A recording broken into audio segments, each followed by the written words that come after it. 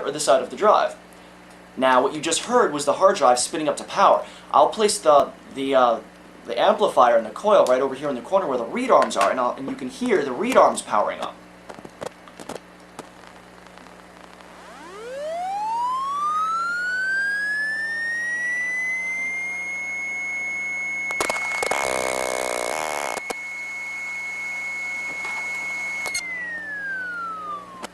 And those are the sounds of a working, healthy hard drive. So right now, okay, the hard drive, to a lesser extent, works. Now there are chips and whatnot on the back that you can try to use a pickup coil to pick up all the EMF coming off of them. But because motors and read arms have a lot of magnetic EMF signature, it kind of drowns out the sounds of the chips. But I'll show you some chips and whatnot later. Here is a 80 gigabyte max store drive that I know is malfunctioning, and this is actually something Nick from TechCentric wanted to see. You know what? I'll just show you. Now, normally you don't know there's anything wrong with this drive until you take your pickup coil and your amplifier and you put it to the drive and listen to what happens.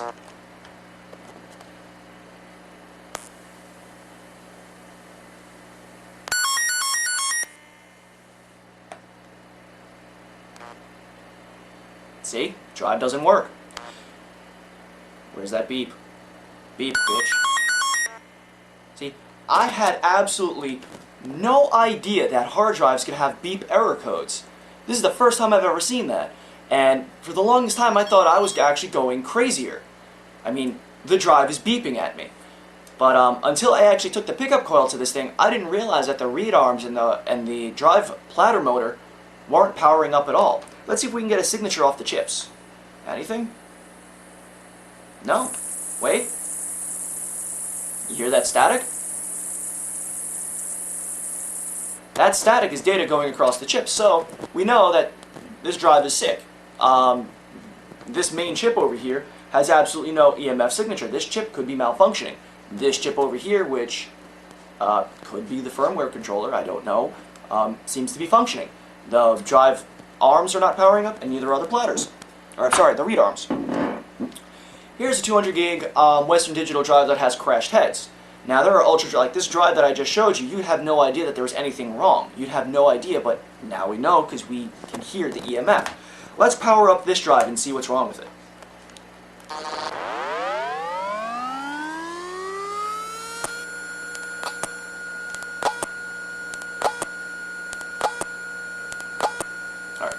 Alright, those are the sounds of the actual read arm setting and resetting. That was the sound of the actual platter motor failing and then restarting.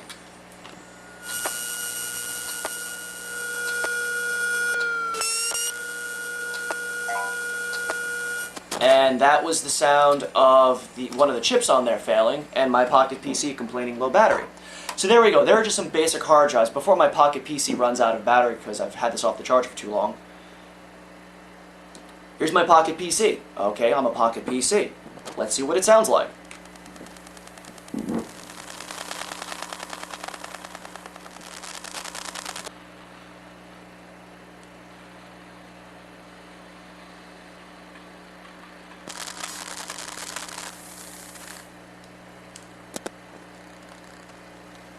See, those are just some of the basic sounds of some of the simple chips inside. I'm not going to get into the gory details of, Pocket PC sounds, but with a little bit of experience you can actually go and diagnose your electronics and figure out what is or is not wrong. Like, here's the remote control to my house. You'd think, oh, it's a remote control, it doesn't do anything with radio.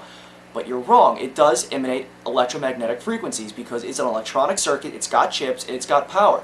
So,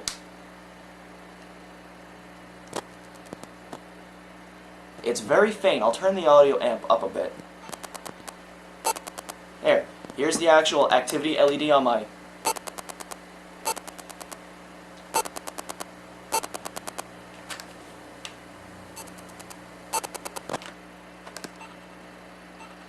That is the sound of the LED data passing as electromagnetic fields into the amplifier. Okay, let's get a little bit more complicated. Broken laptop, Toshiba Satellite Series. I have no idea what's wrong with it.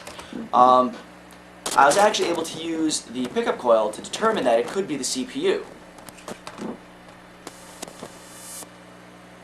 All right, if you hear that over there, that's actually the power circuit and the front as going through the front side bus. Keeping in mind that right now this laptop is off.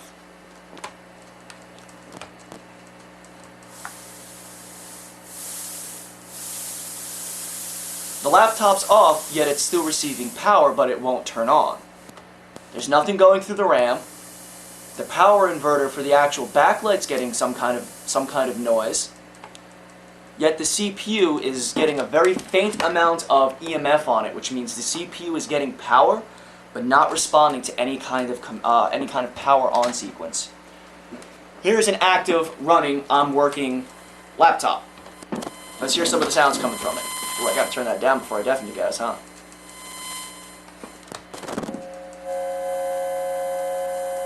Telltale sound of a hard drive.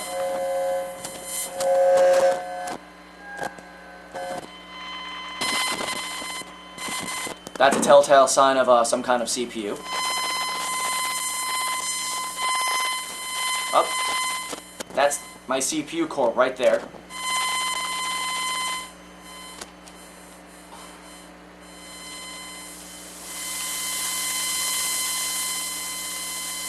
That's the network card right there. Ah, there it is. That's my network card controller. But you can actually hear the amount of noise that the CPU is actually blaring over the entire system. But there you go.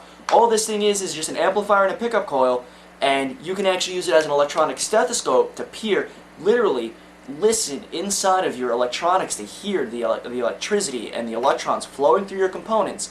Different things give off different sounds and different frequencies, different pitches, but with a bit of experience you can actually go inside and literally figure out what could be wrong with something without even having to take it apart. Most tech enthusiasts like myself have always looked at the Pronto Universal Remote Control and drooled. But with a price tag of between $300 and $400, they're just way too expensive for the average person to buy. But that price range is pretty good for a pocket PC, if you ask me. I know I have one, most people do or are planning on getting one, and at BSoD we like to jam as many functions into one device as possible. So today I'm going to show you how to use your pocket PC to turn your TV on and off and other remote control devices around the house. You're going to need a program called TV Remote Controller. I'm running it on my Dell Axum X51V running Windows Mobile 2005.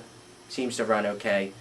It's not freeware, unfortunately, so you're going to have to pay for it or somehow legally obtain it. But I'll put links in the show note of where to download it at. So we're going to pop over to the computer where I'm capturing everything on my pocket PC and show you exactly what I'm doing to set it up. I got my remote control to my TV here, pocket PC here.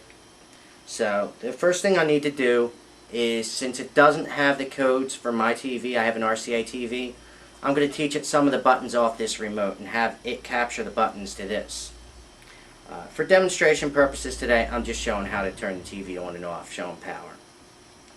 So, go to the Pocket PC, click Learn, Start Learn.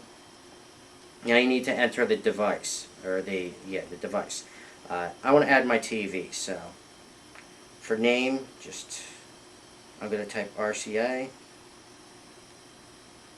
This keyboard. The device type is a TV. Fucking advertisement. Skin type, you want the TV, that way it's got all the buttons for the TV. Click OK. Now read all this learn function information. I'm not going to read it out to you. Click Start Learning. Now this is pretty simple. All you need to do is click the button that you want to program at the time. For now I'm just doing the power button, so I'm going to click the power button on the Pocket PC. Then I'm going to point my remote directly at it, press the power button. If you hear that sound, it grabbed the code. Fuck off, TV. You can capture other devices, or I'm going to right now click End Learning. Now let's try it out. We're going to point the Pocket PC at the TV and press the power button.